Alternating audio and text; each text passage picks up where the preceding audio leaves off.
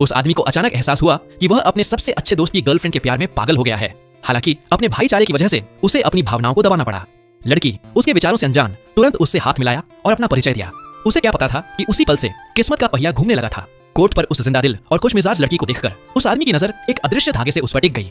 वह नजरें हटा नहीं पा रहा था। तभी उसका दोस्त एक फोन कॉल का जवाब देने गया। कोर्ट पर लड़की का ध्यान भटका हुआ देखकर आदमी ने आखिरकार हिम्मत करके उसके पास जाकर बात करना शुरू किया। वह हमेशा ऐसा ही रहता है। उसने कहा, यह काम है, यह नॉर्मल है। अगर तुम अच्छा नहीं खेल रही हो तो और मेहनत करो, मैं तुम्हें कुछ मूव्स सिखा दूं। लड़की को राजी होते देख आदमी ने खुद उसके मूवमेंट्स को ठीक करना शुरू कर दिया। लड़की ने कोई घबराहट नहीं दिखाई बल्कि शांत रही। फिर उसकी प्रोग्रेस को टेस्ट करने के लिए आदमी ने उसके साथ स्पैरिंग शुरू की, लेकिन आखिर में उसका बैलेंस बिगड़ गया और वह गिर गया। लड़की जो मजबूत और हेल्दी थी तुरंत उसकी मदद के लिए आगे बढ़ी। पास में फोन पर बात कर रही उसकी दोस्त ने भी यह देखा। इस सीन से किसी को शक नहीं हुआ। जब दोनों की लड़ाई खत्म हुई और वे आराम करने के लिए बैठने ही वाले थे तो उस आदमी ने अचानक देखा कि लड़की के हाथ पर खरोंच आ गई है।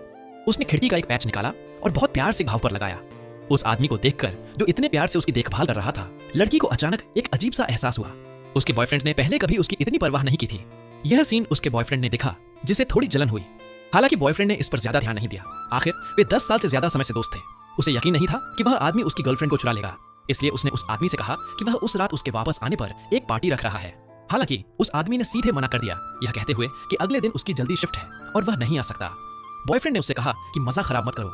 लड़की उस शाम जा रही थी, लेकिन वह आदमी उसके ज्यादा करीब नहीं जाना चाहता था और अपने बॉयफ्रेंड को गलत नहीं समझना चाहता था, इसीलिए उसने उसका इन्विटेशन मना कर दिया।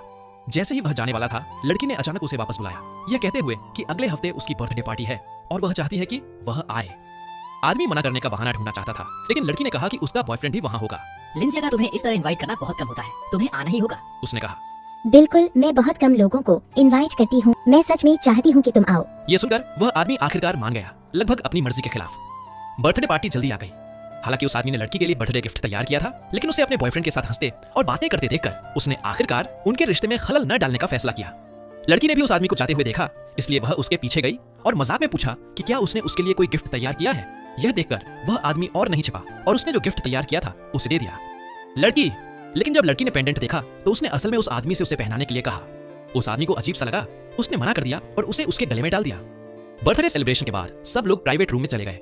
अभी लड़की ने अचानक देखा कि ऑडियंस में बैठा आदमी कुछ बिजी और अजीब सा लग रहा था, इसलिए वह उसके पास गई और पूछा कि वह अकेले क्यों पी रहा है। उस आदमी ने बताया कि उसे इस तरह के मौकों की आदत नहीं है, लेकिन लड़की ने उससे फिर पूछा कि टेनिस कोर्ट पर पिछली मुलाकात के बाद से वह जानबूझकर उसका रास्ता क्यों रोक रहा है। वह आदमी लड़की के ज्यादा करीब नहीं आना चाहता था, इसलिए उसने तुरंत कहा कि वह और उसका बॉयफ्रेंड अच्छे दोस्त हैं, जिससे लड़की को उसकी औकात समझ आ गई। फिर उसने